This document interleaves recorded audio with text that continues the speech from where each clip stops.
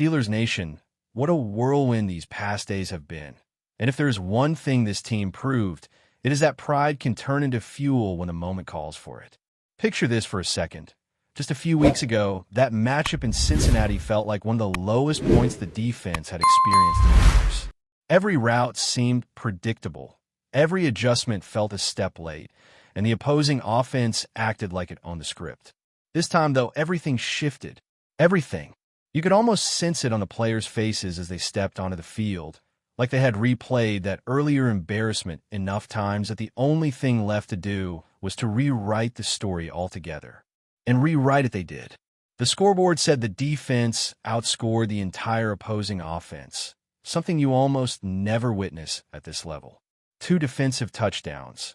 Both of them delivered with that mix of instinct and aggression that defines what this franchise has always tried to represent. Watching those plays unfold felt like watching someone flip the power breaker on a unit everyone had counted out.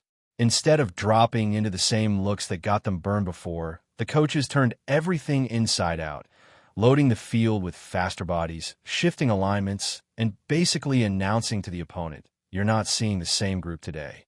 It became obvious pretty early that this wasn't the old formula. The outside linebackers were suddenly everywhere, drifting into the middle of the field like silent predators, cutting off windows that had been wide open a month ago.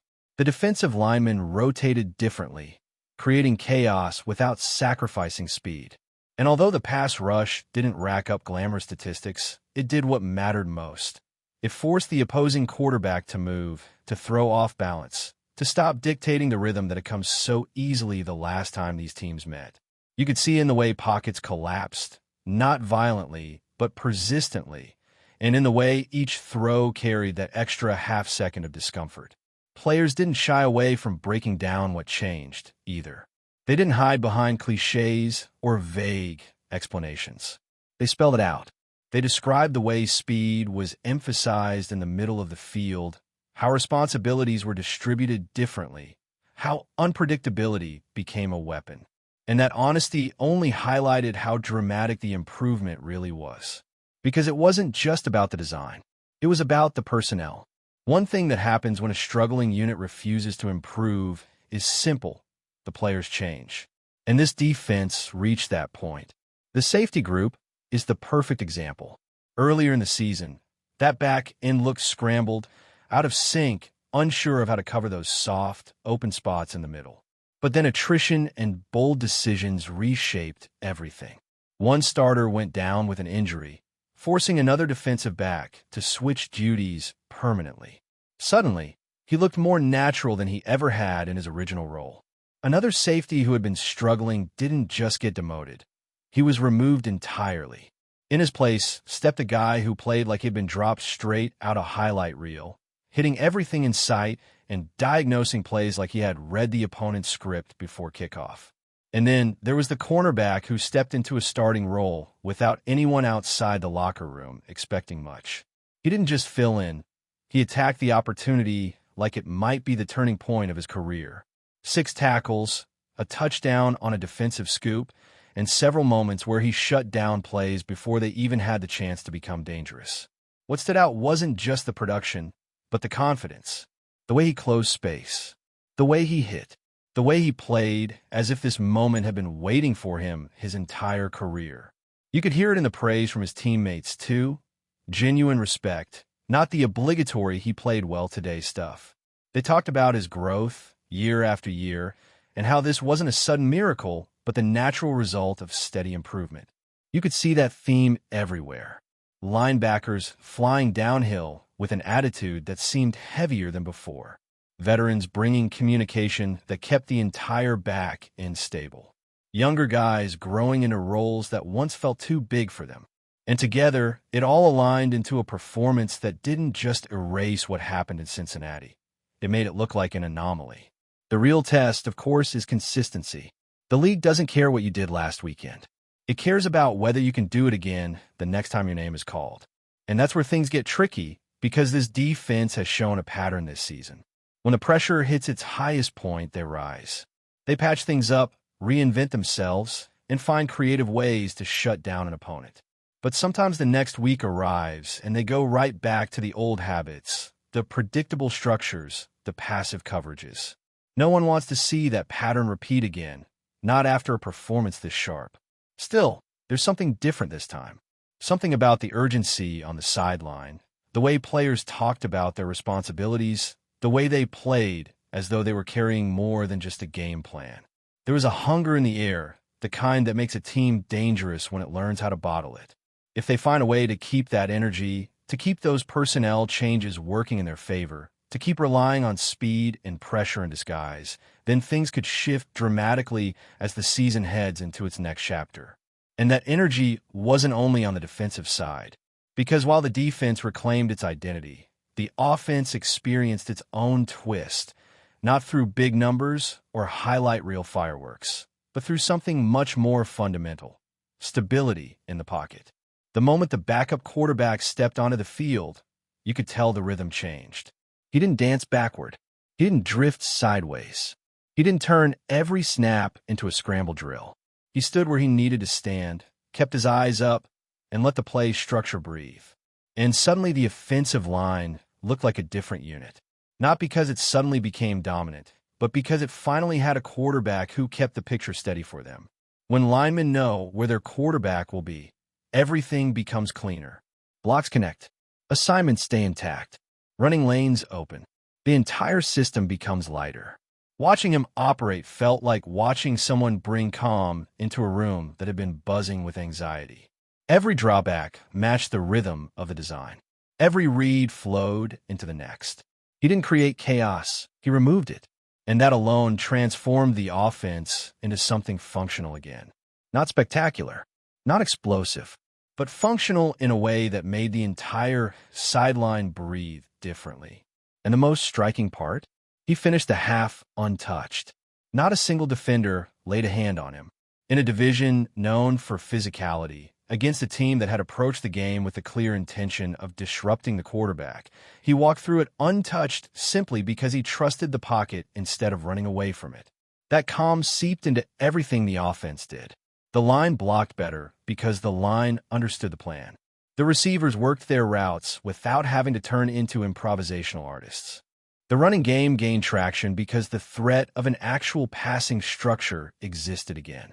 And this is where things begin to get complicated moving forward, because the contrast between the two quarterbacks wasn't subtle. It was vivid. One drifted into pressure. The other stepped into structure.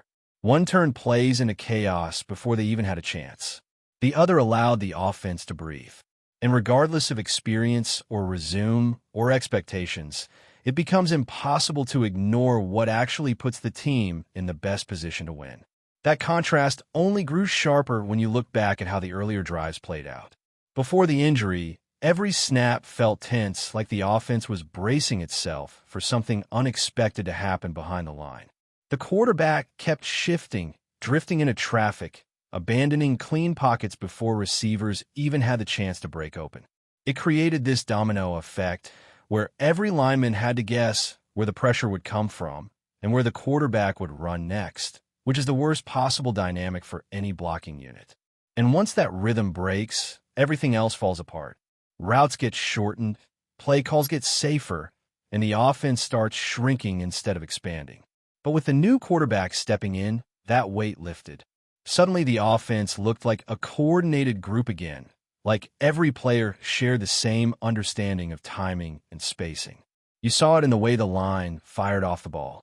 You saw it in the way receivers ran routes without constantly peeking back to see if the play had already blown up.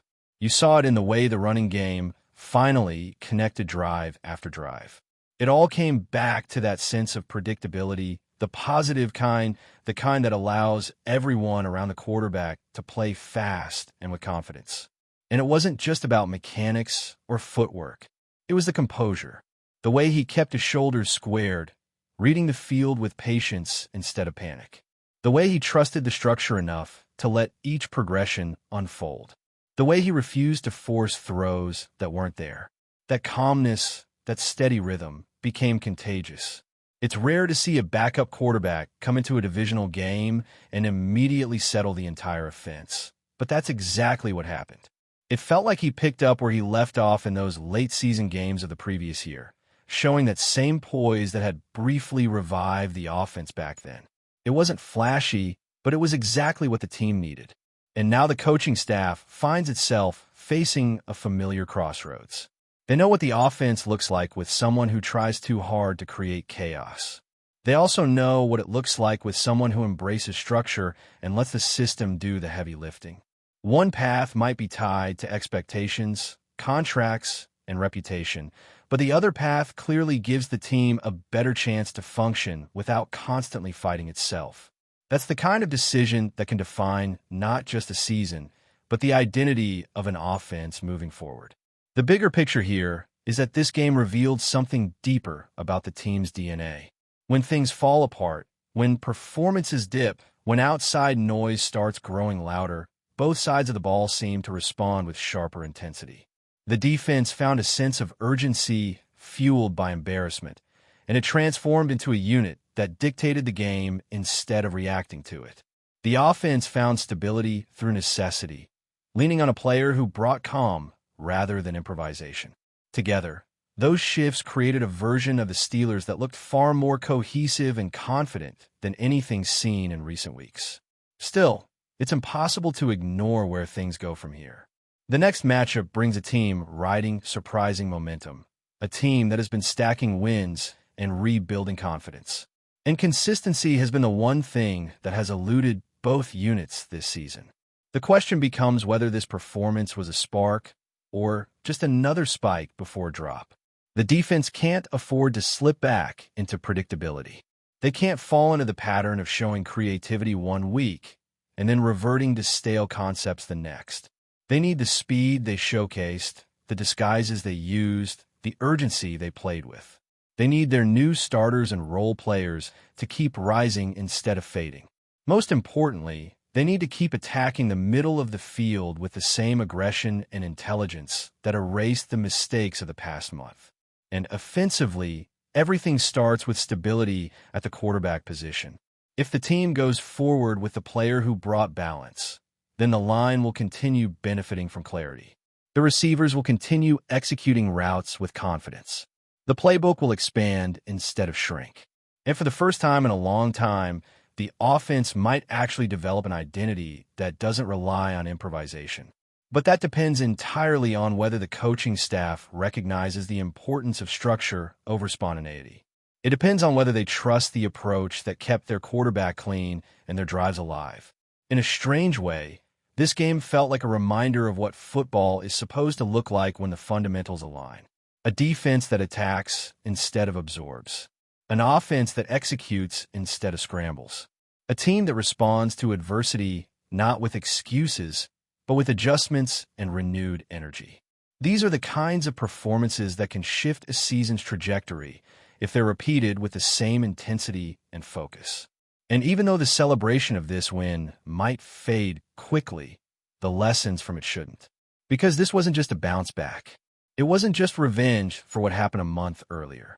It was proof that when this team leans into speed, intelligence, and discipline, it can compete with anyone. It was proof that changes in personnel aren't just reactions, but opportunities for growth. It was proof that a simple shift in pocket presence can elevate an entire offense. And it was proof that the ceiling of this team is still high enough to make noise if consistency finally shows up. But before we dive in, don't forget to subscribe to Steelers Nation Central and hit the like button on this video. Your support helps us keep bringing you the latest updates on the Pittsburgh Steelers. And don't forget to share your thoughts on the news in the comments below. Joe Burrow may have expected his post-game comments to drift quietly into the background noise of the NFL, but instead they detonated like a spark in dry grass. What began as a casual remark about the Pittsburgh Steelers has mushroomed into one of the loudest locker room whispers of the season, fueling speculation, irritation, and a growing sense that something bigger is brewing beneath the surface. Sources close to the Bengals' locker room insist Burrow's tone wasn't hostile, but the wording, sharp, bold, undeniably pointed, has been replayed and dissected endlessly. The quarterback, usually measured and diplomatic, let slip a line that many observers believe was aimed squarely at the Steelers' identity, a veiled jab questioning their toughness, preparation, or perhaps even their relevance in a division already swarming with tension. Whatever the intent, it carried enough edge to electrify fans and analysts alike. Within hours, the league's rumor mill roared to life. Was Burrow sending a message? Was it frustration bubbling over, or was he deliberately stirring the pot?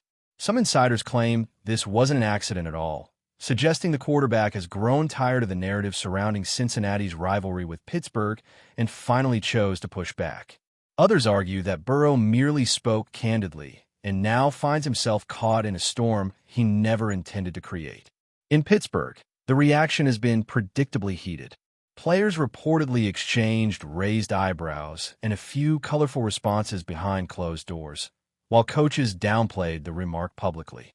Yet even their silence seems louder than words, hinting that Burrow's line struck a nerve in a building that prides itself on grit and tradition. Around the league, the chatter only grows. Fans on social media have turned the quote into a rallying cry or a target of mockery, depending on their allegiance. Analysts debate whether the Bengals star was asserting dominance, venting frustration, or simply misstepping in a moment of honesty. And with both teams circling each other as rivals do, the tension now feels deeper, heavier, almost theatrical. What's certain is that Burrow's comment has become more than just a comment.